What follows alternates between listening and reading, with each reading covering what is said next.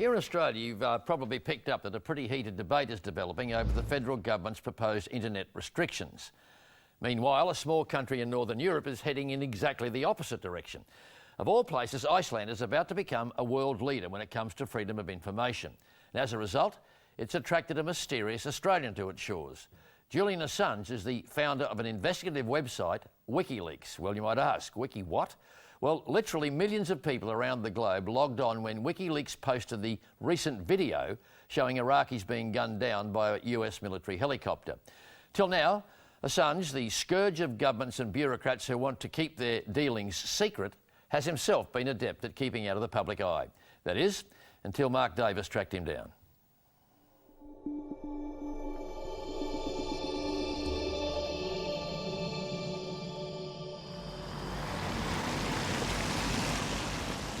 It is only in open and free societies that people can have an event like this, where people can protest, where people can... The Oslo Freedom Forum has pulled a diverse but very powerful crowd.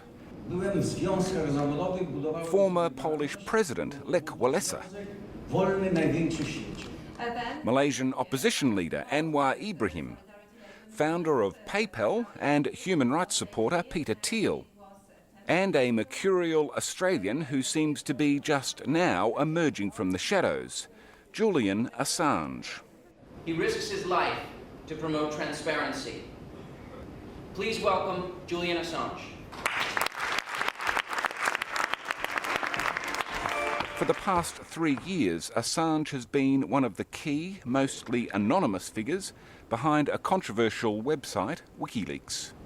So I'm not sure how many people here are familiar with the basics of my work. And I'll just try and go very... The site is designed to encourage employees within government, the military and the private sector to anonymously leak key internal documents onto the WikiLeaks servers. And expose them where they can be opposed. WikiLeaks' most recent bombshell was a video leaked from the US military. Come on, fire! It showed the killing of 12 people, including 2 Reuters journalists, and the shelling of civilians, including children who went to their aid. If there was anyone who hadn't heard of WikiLeaks before, they certainly had after this video hit the airwaves around the world. That worked. Yeah, it really worked. Really worked out. That was... We went to the Dragon's Cave. Yeah. While it was asleep, very quickly. Yeah. And pissed in the corner. I met and then left. Yeah. I met Seymour. In the past couple of years, WikiLeaks has revealed a remarkable range of documents. NATO's military strategy for the war in Afghanistan, the Australian government's secret blacklist of internet sites, even the operating manuals from Guantanamo Bay.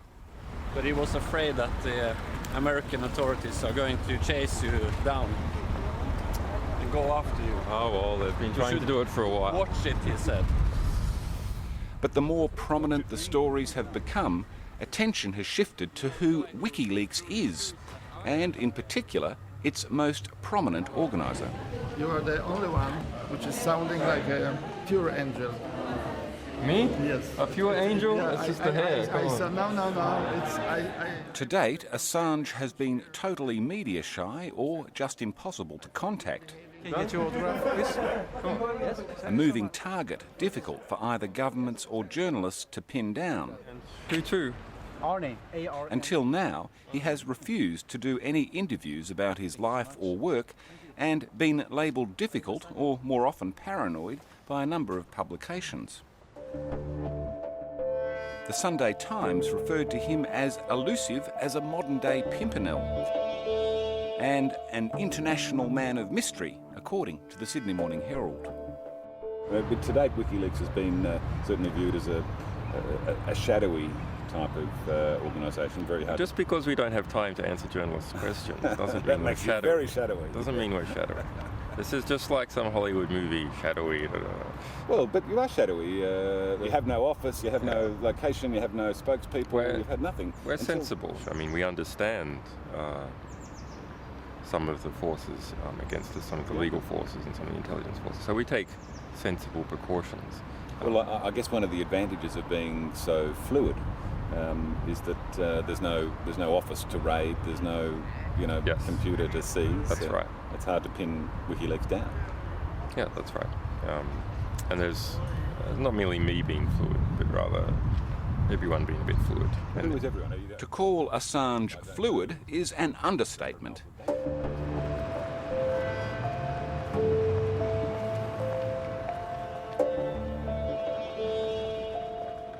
WikiLeaks has no headquarters and Assange has no permanent home.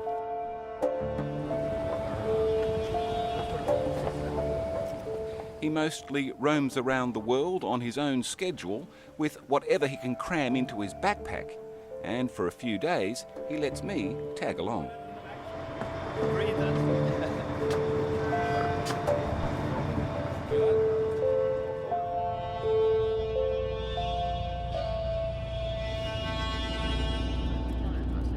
It is quite remarkable. You're running your part of this organisation. You're running it from buses and train stations. Yes. On a $300 laptop. Yep. It's hardly the image of some big supercomputer system and bunkers. We have those. You have them too, yeah. We have those, but we don't carry them in our pocket. Yeah.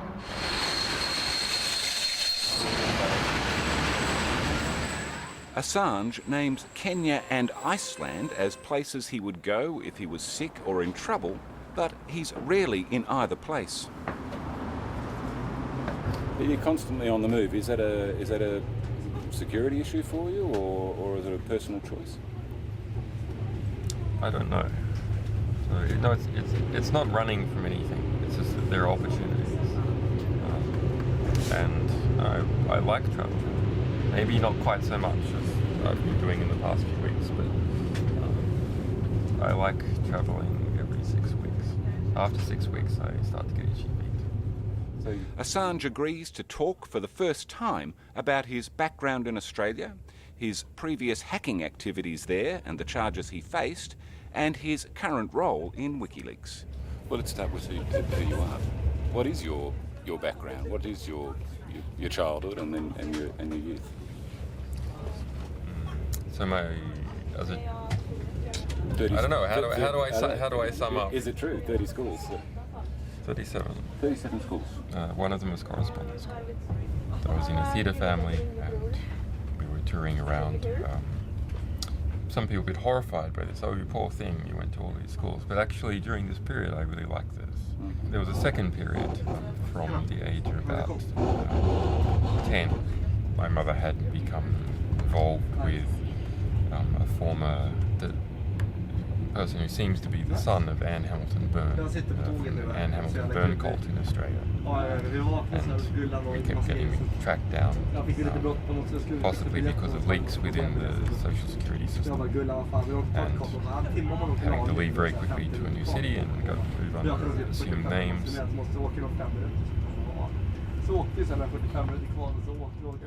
Assange first came to notice in Australia in 1995 when he was charged with 30 hacking offences.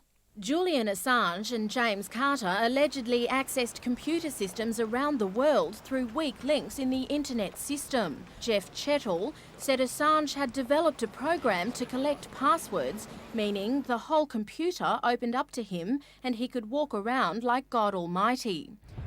We were young, we hadn't done anything for criminal gain. We had done this out of curiosity, challenge and some activism. Some anti-nuclear and other forms of activism, and we hadn't destroyed anything.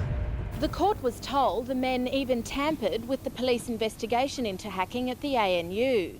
Police claim the men managed to gain... So if you're a teenager in a suburb of Melbourne, this was an incredibly intellectually liberating thing. It was an activity he began in the early 90s and involved breaking into police, telcos and US military computers. But you're a kid and you're getting into American military installations of some sort, right? This is extraordinary. Yeah, I mean, we had a back door in the US Military Security Coordination Center. This is the peak security for controlling the security of MILNET, the US military internet. We had total control over this for 2 years. But that wasn't all that hackers from Melbourne were involved in at the time. The US space agency NASA is one of the victims of the Melbourne computer hacking syndicate. American investigators, including the FBI, contacted Australian authorities with their suspicions. The case of a computer worm that stalled a NASA space launch was